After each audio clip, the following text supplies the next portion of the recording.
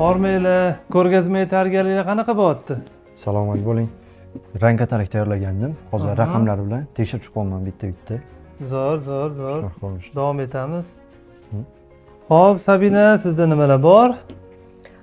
Menda stend uchun aksessuarlarni gruppirovka qilyapman. Zo'r. Выставкада chiroyli tursin.